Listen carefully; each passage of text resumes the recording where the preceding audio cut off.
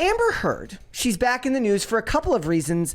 One, there's this crazy story going around that Jason Momoa basically tortured her on the set of Aquaman 2 by dressing up as Johnny Depp. But also, Amber Heard has a brand new movie coming out called Into the Fire, and she is going to take down misogyny.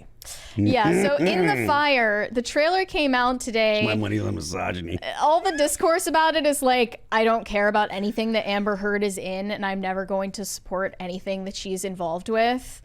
And then other tweets are like heaping praise on her because she's so brave for going back into the industry. So brave. I'm telling you, like I said earlier, this movie's gonna shit the bed. The likes are really the ratio is really bad on this movie. I was just curious. Is it even going to theaters? Because it seems like more of an indie. No, this is going to be an indie movie. So she plays an American pediatric psychiatrist who is treating a child that the entire village thinks is possessed. And it's like themes are very on the nose. It's like religion versus science and like misogyny. It says Antichrist, and all the text is in flames, which is my favorite part. Sickness or Satan. Yeah. There's the right Antichrist or antidote. Like, it's very on the nose with all that theme. The ratio right now sits at 617 upvotes to 4,900 downvotes on the IGN. Amber Heard said, "The film is a meditation on the almost supernatural powers of love, told through a strong-willed and independent woman at the turn of the 20th century. I feel honored to be part of this labor of love and to be the lead in Connor Allen's vision. I feel lucky to be surrounded by such an amazing cast. They're dedicated and magical as the characters they play." That's amazing. I don't know how well this is gonna do, given the response so far. I will give her this. If the point is that she's done her time. I guess she paid her fine, or Elon Musk paid her fine. Her debt to society. She paid her debt to society. I say, like one thing society does love or used to love is a good underdog story, or redemption arc. I don't know if she's going to be the one to get a great redemption arc personally, but I love a good redemption story when somebody turns their life around. I think it's going to take a hell of a lot longer for her than it is for this. It's going to take some years before the public is ready to kind of forgive her for the way she treated Johnny Depp, for the damage she did to the Me Too movement. I feel like the cosplay helped, though. A little bit. It was a step in the right direction. I really think it did. Certainly. There's a lot of talk of review bombing. And the social cachet that comes with accusations of review bombing. But this movie is getting legitimately review bombed before it's even out. It's at a 2.8 out of 10 on IMDb right now, I believe. I don't want to hear nothing about how there were no women doctors in the 1890s then. If Grace, what's the character's name? Grace Burnham. She had... What about Dr. Quinn? Oh man. Medicine woman? She broke that glass ceiling. Love it. Like, that's one of those shows I need to, like I said, as somebody who's like a huge fan of like the old shows, like when I was watching Expendables 2 the other night and Chuck Norris appears and they tell a Chuck Norris joke in the movie, it's incredible because Walker, Texas Ranger is amazing. I need to give Little House on the Prairie and Dr. Quinn Medicine Woman a real watching. I feel like young Brett would have hated it.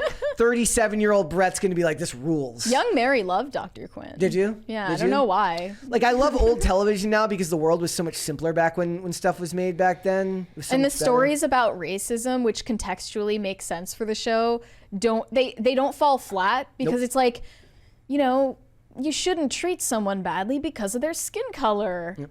But like that was all that was. Anyway, we're getting off topic. That's a tangent.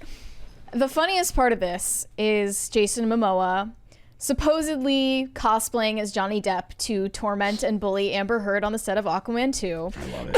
And there isn't definitive proof for this happening, but it's according to physician's notes from Amber Heard's psychiatrist or therapist at the time of the trial. These documents were revealed in court filings during the defamation trial, and they allegedly reveal that Jason Momoa and James Wan both wanted Amber Heard fired from Aquaman and replaced, But Jason Momoa would also arrive on set dressed like Johnny Depp for the sole purpose of making life miserable for his co-star. Does this seem in character for Jason Momoa? Think of that. Are they even, like, are Johnny Depp and Jason Momoa even buddies like that? Before you answer, think of that picture of Jason Momoa coming up behind, what's his name, the guy, Henry Cavill, the guy that plays Superman, that meme, Yes, where he's like coming up. I guarantee he's the dude that will do that stuff. No, that's a good point. That's a really good point. That one got my favorite version of that. It says like, It's Jason Momoa, Henry Cavill, and Johnny Depp united against the world. Yes. and my favorite version of that meme is the one where it says like me enjoying Thanksgiving. It says Mariah Carey's Christmas music coming up behind you. Yeah, it's true. Yep. Wow. Jesus. The documents from her therapist also reveal that Zack Snyder and his wife, Deborah, are named as being supportive of Amber Heard's plight, which isn't really much of a surprise. They're like, look, you crap in one guy's bed and suddenly the whole world hates you. I mean, it's a coordinated attack. Coordinated attack on Amber Heard. She's a 32-year-old teenager. She doesn't know any better, Mary. We got a $20 one from Melanie Servone. I don't know if I said that right. My dog is part pit bull, and he's the best boy I've ever had. Phil, do you know the band Intervals? Yes. My husband bought us tickets to see them on my birthday in New York. Also, R.I.P. Dad 2 years ago today. R.I.P. Sorry about your Rest dad. in peace to your father. Intervals is a great band. You're going to enjoy the show. The Amber Heard thing is like, so what we need like one weekend where we get like all the new movies in theaters, like Kevin Spacey, Bill Cosby set, Amber Heard movie. Who else? All of them produced by Harvey Weinstein, and then see if anybody actually goes to the like. Harvey Weinstein produces all these movies from theater, from jail. People don't pay attention to this stuff. I don't think that they care about this. They're stuff. like watching the movie and they're like, did I just see Harvey Weinstein's name on the producer? Ugh. You're gonna see a handful of tweets that are like, I'm boycotting Aquaman 2 because Amber Heard is in it. But that doesn't have any real dent on the profits. It had a huge petition at that time. At the height of all of these problems, there was at the height of it, but does anyone remember anymore? Millions of signatures. And this is not gonna make any money anyways because DC has been failing consistently. Yeah. That's actually really funny. So we've got Captain Marvel 2 coming out, the Marvels. We've got Aquaman 2 coming out, both billion-dollar franchises. It will be interesting to see which one actually makes more money because both of them have been just marred with controversy. Captain Marvel because of Brie Larson's behavior and the fact that Disney has just been doing so crappy lately. DC because of Amber Heard's behavior and the fact that DC has been doing so crappy lately. It's like the battle for who can have the biggest drop-off in box office from one movie to the next, and we'll see who ends up winning. You love to see it. You love to see Hollywood flailing. Get what's coming to you. You get what you effing deserve, Murray. Jason Momoa, Henry Cavill, and Johnny Depp are like they got a group chat. Not the frat boys, but the like earnest like geeks in Hollywood that are standing up to power. They've got a group chat. It's called like Boys Club. Yeah, boys. They got the boys club, and that's the group chat. There's probably some other Mel Gibson's maybe in there too. Like I don't know, like the. Then what? Elon Musk and Zack Snyder. Do people still like do group chats? I don't get involved in any group chats because someone's going to say some shit that I don't want to. Those are my favorite. Yeah, those are my favorite memes. This is like me and the boys after the group chat gets leaked. See ya. I don't want nothing to. I do not do any of that. There's a couple group chats that people have invited me to, and I appreciate that they feel that I'm welcome. I never say anything. I'm a lurker in the group chats that I'm in. Like I'm very much a lurker in most of them. I keep my mouth shut. Yeah, like yeah. So in this screenshot of Amber Heard's therapist notes that were posted to Reddit, it says even the director of Aquaman 2 raised his voice at me. Oh my saying, God. I can't even post about Aquaman, and made it seem like it was my fault. I said, I'm sorry. That's in her therapist notes. Do you think that this interaction between Amber Heard and James Wan actually happened? Is there anything funnier than the idea of thinking about like men and women who go to therapy who lie about stuff that happens because like they're just so vain? She's lying to her therapist about getting abused by her husband. No, I'm saying like, do you think that so that it'll be in the trial later? Oh, that's even more genius. Like, but do you think that happens? Is she that calculating? I'm sure people lie to their therapist because they're lying to themselves. True. You know what I mean? Yeah, like, they unintentionally lie because they're telling themselves a story. Yeah, like so it's like, and then you wonder why you're not getting any better. And it's because your therapist doesn't have any way to help you because you're not actually being honest with the therapist. Another note from Amber Heard says, "This is all I will work on," meaning Aquaman 2, "until this case, the defamation trial, is a distant memory." It's a distant memory now, though. I wonder if she will end up making she'll end up making a comeback someday. Maybe she'll play Kevin Spacey's daughter in a movie. That'd be a dynamic duo if there ever was one. I don't know. Like, do you have any? Are you excited for Aquaman 2? Because you didn't see the original, right? No, like I don't care about DC and Marvel at all. Do you care about this movie Into the Fire?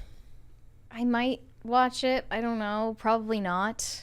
Okay, then here's the real question. Like, one of the things that we've talked about a lot to do with Russell Brand or Danny Masterson is that I just have a lot of apathy now when accusations come out. Just stone cold apathy, like, towards all of it, because I'm like, look, I can't know. So it's not going to prevent me from seeing any movies. Like, I'm not going to not go to this movie because somebody did something supposedly. In this case, hers is proven in a court of law. Yeah. I still don't care. If someone comes out and says, last week, last month, last night, this person did this, etc. Okay. If someone is actually assaulted and has pictures of them actually being beat up. Okay. If it's, 10 years ago, 5 years ago, I had an uncomfortable experience, I don't care. Like, I don't care because what you're doing is you're accessing the emotional outrage, genuine and legitimate emotional outrage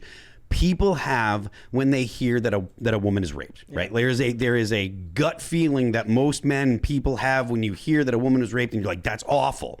And then it turns out it was sex that you didn't want to have then or didn't feel good about, etc. Or it's oftentimes convenient that it comes out. You didn't feel great about it. And to me, it's all about power. I don't, unless it's like, it was last week, it was last night, it just happened, then there's an urgency to you reporting it so that way the person does not offend again and hurt someone else. Okay. Otherwise, I'm not buying that you actually were sexually assaulted unless there's some kind of evidence. I mean, it's with all of it now. Like, at this point, like, for me to not, like, I have to see like an actual video, like, in high definition. I don't know if I want to see that video, like, Brett. It's like, I'm just saying, like, that's like people are gonna, like, beyond a reasonable doubt is no longer the same thing it was 20 years ago for most people. Sure. And it's just in regard to Rose McGowan commenting on Me Too and Russell Brand, what's going on with Russell Brand right now, she's saying, you need to go on the record. That's the rule. I didn't make the rules. That's how this works. If you are making credible accusations against somebody, then you need to go on the record with your name, with your identity out there. And it didn't start with Russell Brand. That was already going on. Anonymous accusations that are like a shot from the dark. It was already going on in the midst of the height of Me Too. Yeah. Mm-hmm. That's what Me Too normalized. So I don't know why she's acting like this just happened with Russell Brand. And Amber Heard did it too in a different way. By making accusations that were veiled and not naming who it was that she was accusing. But everyone knew that it was Johnny Depp, which is why he believed he had grounds for defamation, because it's the implication. But it's the same thing as not going on the record with your identity. If you're not going to identify who exactly you're accusing of abuse. Yeah. Same cowardly approach to it. Thanks for watching. Listen to full episodes of Pop Culture Crisis on Spotify. Keep up with us on social media and make sure you subscribe and ring that bell so you never miss the show. Bye, guys.